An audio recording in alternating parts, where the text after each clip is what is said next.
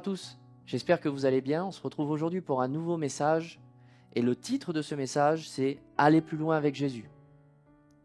Si tu as déjà entendu parler de lui, si tu as décidé de le suivre, ou simplement de t'intéresser à lui, automatiquement tu vas te dire « Je veux aller plus loin avec lui ». Je veux chercher à le connaître un petit peu plus. Je veux chercher à en savoir plus, que ce soit dans les Écritures, que ce soit à travers des vidéos, dans des églises. Si tu décides d'aller plus loin avec lui, tu es au bon endroit. Moi, je sais qu'au début de ma conversion, quand j'ai fait cette rencontre avec Jésus, j'ai décidé d'aller plus loin, et d'aller encore plus loin, et d'aller encore plus loin. Et j'avais besoin de messages, j'avais besoin de lire, j'avais besoin de prières. Mais que ce soit toi ou moi, on n'est pas les seuls à avoir voulu aller plus loin avec Jésus. Il y a aussi des personnes et des personnages qui se trouvent dans la Bible, et j'aimerais qu'on voit ça ensemble. Ça se passe au début du ministère de Jésus, au moment où il parcourait les synagogues, qu'il était dans les villes, il chassait les démons, il guérissait les malades, il prêchait. Et tout ce que Jésus faisait, ça marchait. Il se retrouve à un moment au bord d'un lac où il y a toute une multitude de personnes avec lui. Il a choisi les 12 apôtres et les démons étaient chassés, les malades étaient guéris et la bonne nouvelle était prêchée. Et je vais vous faire une lecture qui se trouve dans l'évangile de Marc, au verset 35, dans la parole vivante.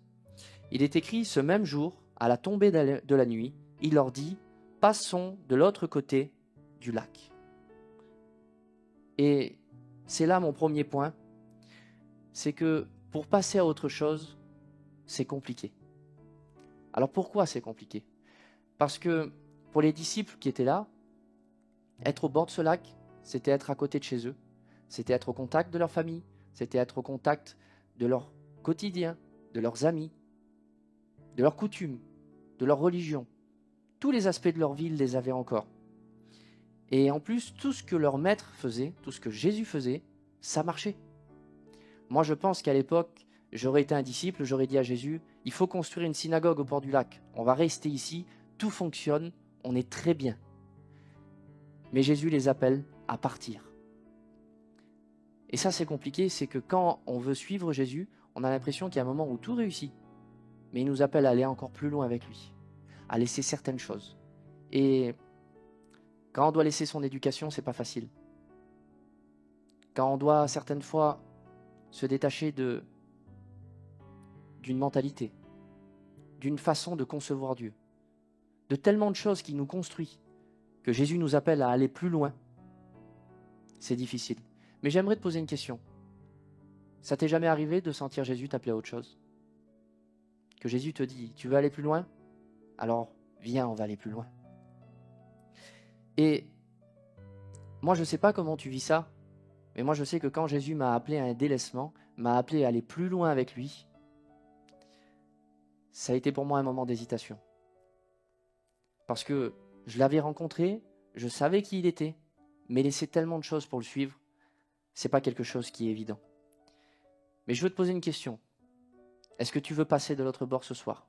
Est-ce que d'entrée, au départ de ce message, tu décides d'aller plus loin avec Jésus et de passer de l'autre côté du lac? Si tu veux passer avec moi, on va aller ensemble, on va le suivre, parce qu'aller plus loin avec Jésus, c'est le suivre. Et on va continuer au verset 36, il est écrit, « Ils renvoyèrent la foule et emmenèrent Jésus dans la barque. D'autres bateaux les accompagnaient. » Il faut prendre le temps de réaliser. Ils ont fait ce choix. Ils ont laissé leurs femmes, ils ont laissé leurs enfants, ils ont laissé leur travail, leur famille, leurs coutumes, leurs amis. Ils viennent de tout laisser pour suivre Jésus. Ça veut dire quoi? Ça veut dire qu'aujourd'hui, si tu veux t'engager à le suivre, il faudra que tu quittes ta femme et tes enfants? Non, pas du tout. Ils ont été appelés à quelque chose de particulier et ils ont décidé de le suivre. Je ne sais pas quel est le domaine dans lequel tu sentiras le besoin de te détacher pour suivre davantage Jésus. Mais en attendant, si tu le fais, j'aimerais te dire que tu as fait le bon choix. J'aimerais te dire que tu as fait un choix de victoire. Et j'aimerais qu'on continue ensemble cette lecture au verset 37. Or que voilà, soudain un vent violent se déchaîne, les vagues se jettent contre la barque, l'eau commence à la remplir. Pendant ce temps, Jésus dort à l'arrière du bateau, la tête posée sur un coussin. Les disciples le secouent pour le réveiller. « Maître, lui crie-t-il, tu ne vois pas que nous sommes en train de périr? Tu ne t'en soucies pas ?» Et c'est là que le deuxième point arrive. Pourquoi? Pourquoi quand on veut suivre Jésus, pourquoi quand on veut aller plus loin avec lui, on a l'impression que tout se déchaîne? On a l'impression que rien ne va plus. Des choses qu'on avait l'habitude de faire se déchaînent contre nous. Notre quotidien se retourne contre nous. Pourquoi quand on va plus loin avec celui qu'on a rencontré, rien ne va? Qu'est-ce qui se passe? Parce qu'il faut savoir, c'est que plusieurs dans ce bateau ont l'habitude de naviguer. Ils n'ont jamais été submergés par les vagues de cette façon-là. Qu'est-ce qui me fait dire ça? C'est que c'est des gens qui naviguent et ils se retournent vers quelqu'un qui ne navigue pas. Jésus, ce n'était pas son métier. Ce n'était pas sa vie. Donc je pense vraiment qu'à ce moment-là, ils sont submergés pour de vrai. Ils ne font pas face à une petite tempête. Ils font face à une tempête insurmontable. C'est quelque chose qu'ils ne peuvent plus gérer. Et moi, je voudrais te poser une question. Est-ce que tu arrives à gérer tes tempêtes? Depuis que tu suis Jésus, est-ce que les tempêtes qui arrivent dans ta vie, tu arrives à les surmonter? Ça peut être des tempêtes familiales, des tempêtes de couple, financières. Toutes sortes de tempêtes peuvent arriver quand on se met à suivre Jésus. Moi, je sais, à titre personnel, qu'au moment où je me suis engagé à suivre Jésus, j'avais des problèmes dans ma famille que je n'avais pas avant. J'avais des problèmes dans mes finances que je n'avais pas avant. J'avais des problèmes dans tous les domaines de ma vie. Et je me suis dit, mais comment? C'est censé être une bonne nouvelle. Je décide d'aller plus loin avec lui et j'ai l'impression que rien ne va. Qu'est-ce qui se passe? Et là, on se retrouve sur ce bateau, comme les disciples, embarqués avec Jésus dans un endroit où on n'a pas l'habitude et submergés par des vagues. Il faut bien voir la scène. C'est la nuit. Ils ne voient plus rien. Ils sont certainement trop loin du bord pour revenir et pas assez près de l'objectif pour y arriver. Ils se retrouvent perdus. Et cette situation-là, moi je l'ai vécue. Cette situation-là, ça m'est arrivé.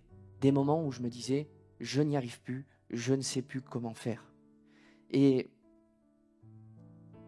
quand on est dans ces tempêtes-là, la meilleure chose à faire, c'est ce que les disciples ont fait. Ils ont réveillé Jésus et ils dit, Seigneur, qu'est-ce qu'on fait? Tu vois pas qu'on est en train de mourir? Tu ne vois pas qu'on n'y arrive pas? Comment on peut faire? Et j'aimerais vous lire ce que Jésus a fait. On continue la lecture au verset 39. Alors il se lève, lance au vent un ordre impératif et crie à la mer, silence, tais-toi. Le vent tombe, l'orage cesse et un grand calme se répand sur les eaux. La solution, c'est toujours de faire appel à Jésus. Aller plus loin avec Jésus, c'est faire appel à lui. Si tu t'es embarqué avec lui, si tu es rentré dans cette barque et que des tempêtes arrivent en permanence et que tu fais appel avec lui, tu as la solution entre tes mains. C'est exactement ce qu'il faut faire. Et c'est là que je voudrais entrer dans le point numéro 3. Jésus se lève. Jésus se lève. Et j'aimerais te dire une phrase que je voudrais que tu retiennes et que tu n'oublies jamais. C'est que quand Jésus se lève, tes tempêtes tombent. Quand Jésus se lève, tes tempêtes tombent. Si tu as décidé de le suivre, que tu es avec lui et qu'il y a des tempêtes, ne t'inquiète pas, elles vont tomber.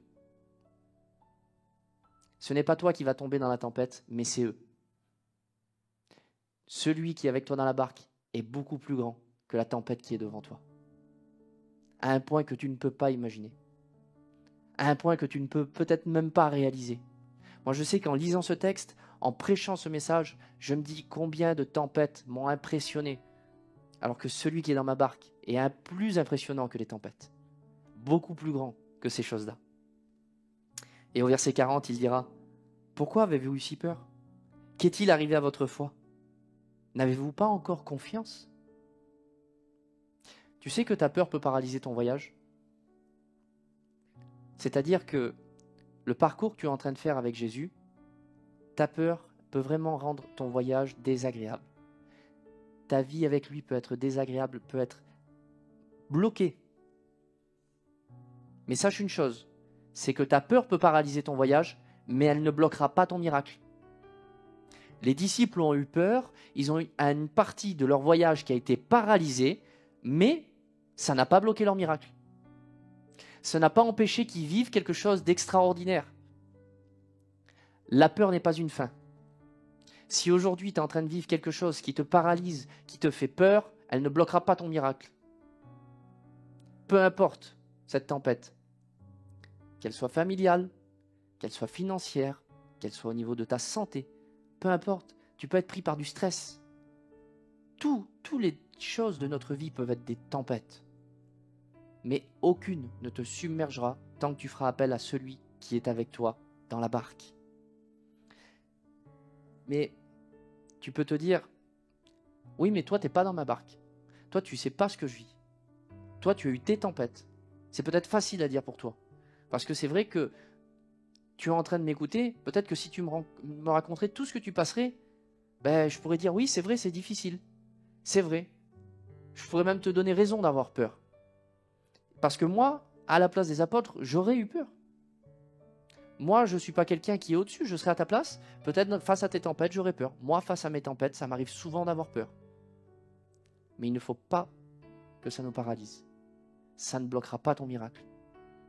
Ne laisse pas ta peur bloquer ta vie. Au verset 41, et c'est assez intéressant, il est écrit « Mais eux sont saisis d'une grande crainte. » Pour une deuxième fois, une grande crainte. Et ils chuchotent entre eux, qui peut bien être cet homme pour que même le vent et les eaux du lac lui obéissent? Ils ont eu peur de la tempête et maintenant, ils ont peur de Jésus. Et mon point numéro 4, c'est qui est cet homme? Qui est cet homme? Parce que la tempête, elle a produit quelque chose de bizarre dans les apôtres. C'est qu'on a l'impression qu'ils ne savent pas avec qui ils se sont embarqués, qui ils se sont mis à suivre. Mais qui est cet homme? Qui est cet homme à qui même le vent et la mer lui obéissent? Qui est-il? Et maintenant, leur peur de la tempête, elle s'est mise sur Jésus. Ils commencent à avoir peur de lui. Alors que j'aimerais vous lire la définition de la foi. Le mot grec, c'est le mot pistis. Conviction de vérité de toute chose, croyance dans le Nouveau Testament. Une conviction ou une confiance concernant la relation avec Dieu et les choses divines. Confiance concernant la relation avec Dieu et les choses divines. Généralement, l'idée inclut de confiance et de ferveur sainte née de la foi qui lui sont adjointes. En fait, tu ne peux pas avoir confiance à quelqu'un que tu ne connais pas. C'est normal qu'ils n'ont pas eu confiance en Jésus. Parce qu'en fait, on s'est aperçu, la tempête a révélé quelque chose, c'est qu'ils ne le connaissent pas. Ils ne savent pas qui il est. Ils ont suivi quelqu'un qui a fait des miracles dans leur vie, qui a fait des miracles dans la vie de leur entourage, à un point de créer un délaissement, mais en fait, ils ne le connaissent pas. Parce que le voyage n'est même pas terminé, ils sont certainement à mi-chemin que déjà ils se disent, mais entre eux, mais en fait, c'est qui? Et j'aimerais que tu retiennes ça. Aller plus loin avec Jésus, c'est le connaître. Aller plus loin avec Jésus, c'est pas seulement le suivre. Aller plus loin avec Jésus, c'est pas seulement faire appel à lui. Mais aller plus loin avec Jésus, c'est le connaître. Elle est vraiment là la clé. La clé de cette histoire dans la barque, c'est connaître Jésus. Le connaître à lui. Passer plus de temps avec lui. Parce que, en fait, l'attitude qu'ils ont eue dans la barque, elle est assez logique. Elle est assez logique parce que j'ai une phrase que j'ai écoutée qui m'a beaucoup marqué, c'est que de ton altitude dépendra ton attitude. Ça veut dire quoi? Une fois, j'étais dans un avion en direction de Paris pour être de retour à Perpignan chez moi. Et quand j'étais dans l'avion, j'habite juste à côté de l'aéroport. Souvent, je pense comme tous les gens qui habitent à côté d'un aéroport, vont se reconnaître, on a l'habitude de regarder et de voir si on arrive à voir notre maison, si on arrive à voir chez nous, ou du moins des endroits qu'on connaît. Et en penchant, en regardant dans l'avion, je voyais chez moi. Mais j'étais tellement haut que c'était tellement loin de mes pensées et de ma vue que je ne voyais pas tous les problèmes qu'il y avait chez moi. C'est bizarre, je voyais juste la maison de mes parents, je voyais ma voiture, mais je voyais plus tous les problèmes qu'il y avait sur place.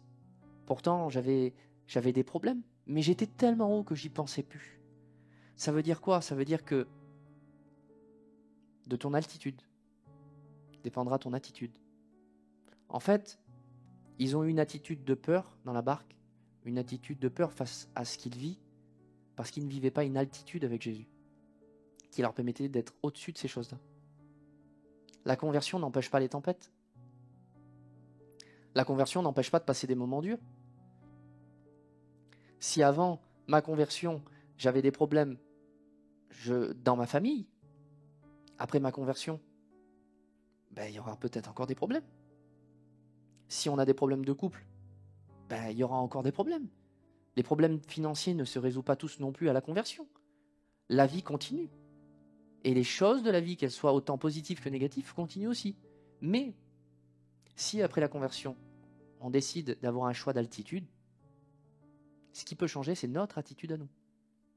C'est-à-dire que face à tous ces problèmes passés, l'homme que je serai dans le futur ne les prendra plus de la même manière. Je ne les prendrai plus avec peur. Je ne les prendrai plus avec difficulté. Je ne les prendrai plus de cette façon-là. Et c'est vraiment ça qu'il faut retenir. C'est que l'altitude dépend de ton attitude.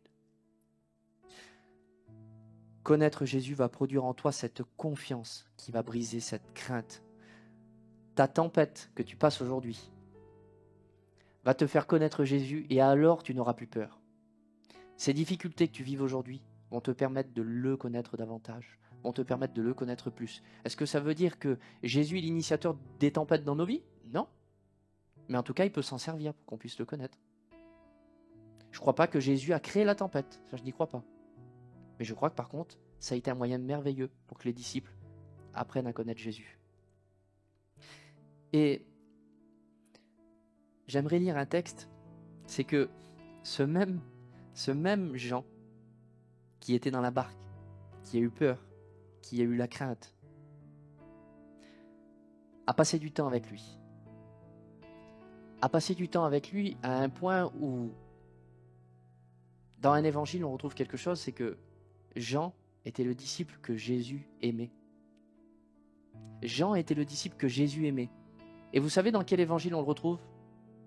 Dans un seul. Dans l'évangile de Jean.